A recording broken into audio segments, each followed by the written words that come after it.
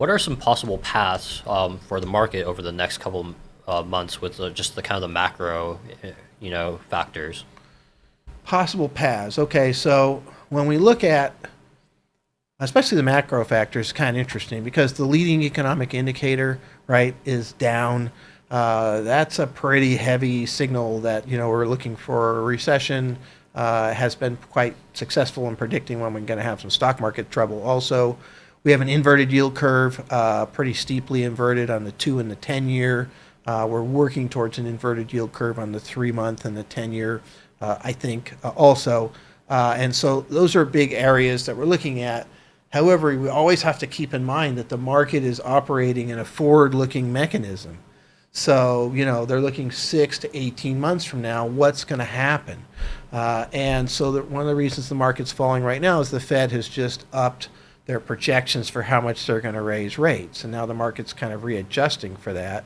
And there's some expectations that maybe, we have a hard landing. Mm-hmm. So obviously one path is that we break through this low that we already established in June and kind of cascade down to the next level of support, which is about 2,800 on the S&P, which is about a 13% drop from where we are.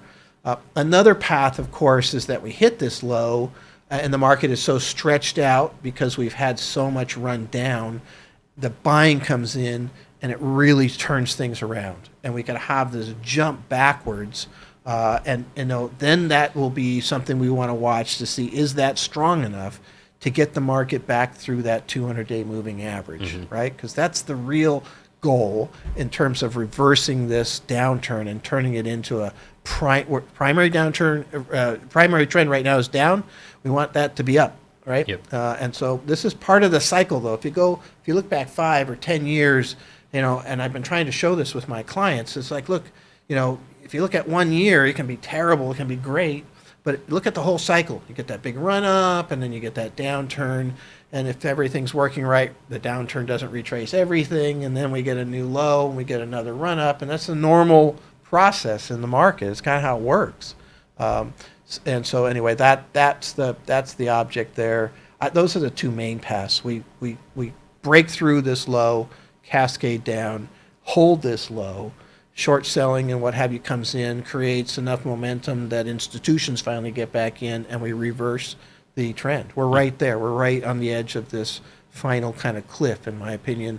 So I think we'll know a lot within the next, couple weeks. I suspect we bounce next week, be my guess. If we don't, we'll probably fall quickly. But if we do bounce, it's going to happen next week.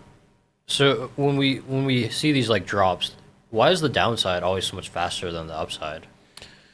Yeah, you read basically, human psychology. So the stock market is a representation of human emotion, mm-hmm. all right?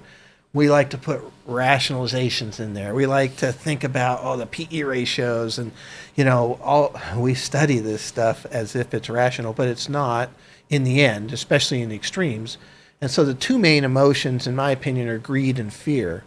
And so on the upside, you'll generally see the market going up slower, and they'll see, like you just said, more like a cliff on the downside and then kind of the slow upsides. And so fear is a stronger emotion than greed, right? And so that's what happens. Once fear kicks in, then you see this motion to the downside that really can get quite strong. And that's what the market's looking for right now. At least kind of the professional investors are looking for this capitulation, this final fear where all of these individual investors are still in there, freak out, sell everything, and just to protect what they've got. And that's when the pros will be back in there. So trying to buy that low point at some point in time. So that's